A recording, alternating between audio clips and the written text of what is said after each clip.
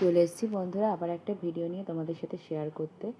এখানে আজকে সারাদিন ধরে খুব ভালো আবহাওয়া ছিল, কিন্তু রাত্রের দিকে এতই বৃষ্টি শুরু হলো, তো আমাদের বাড়ি থেকে ফ্ল্যাটে আসতে বেশ অনেকক্ষণ সময় লেগে গেল।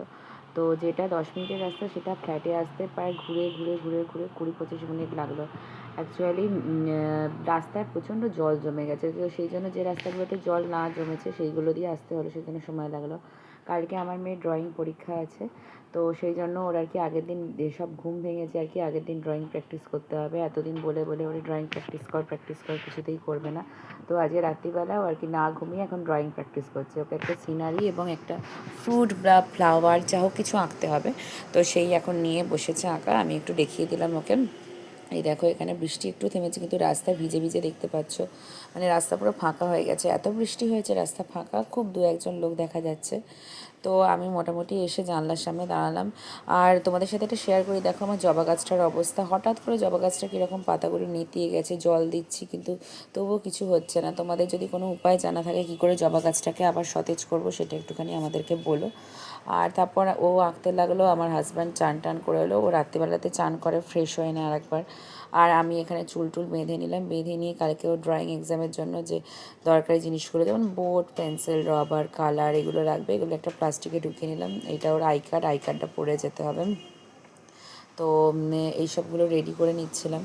তো পেন্সিলগুলো দেখলাম, পেন্সিলগুলো ছোলা নেই, মানে আমার মেয়ে আর কি সমস্ত পেন্সিল বক্স, পেন্সিল রবার ও কিছু আর কি মানে নতুন রাখতে দেবে না, সব ও ইউজ করবে, নানা রকম চারিদিকে কালার করবে, করে করে করে করে সব শেষ করে দেবে।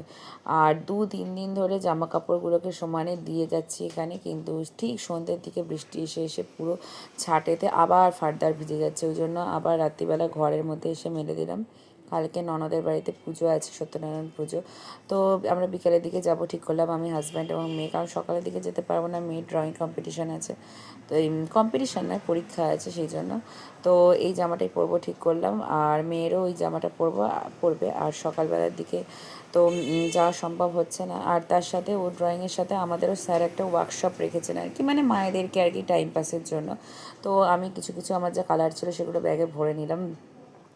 তো মোটামুটি যা পুরনো আঁকা ছিল আমি মোটামুটি আঁকতাম, তো পুরনো যা আমার আঁকার কালার ছিল, যা পেন্সিল রবার রং ছিল, সব গোছ করে নিলাম। এখানে কিছু তোমাদের আঁকা শেয়ার করছিলাম। এখানে আমার হাজব্যান্ড ঘুমিয়ে পড়েছে, আর এখনও এঁকেই যাচ্ছে। ওর আগের দিন আর কি সমস্ত আঁকা ওকে প্র্যাকটিস করতে হবে, তো যত আর কি বলছি ওরে ছেড়ে দে হবে না। তো আমি এই ঘরে এসে আমি একটুখানি বোরোলিন দিয়ে দিলাম, আমাদের আজীবনের বোরোলিন, ঠোঁটে না দিলে হয় না। তো বোরোলিন দিয়ে আর কি ওটাকে লিপ বাম হিসেবে কাজ করে শুয়ে পড়লাম। তো আজ এই পর্যন্তই।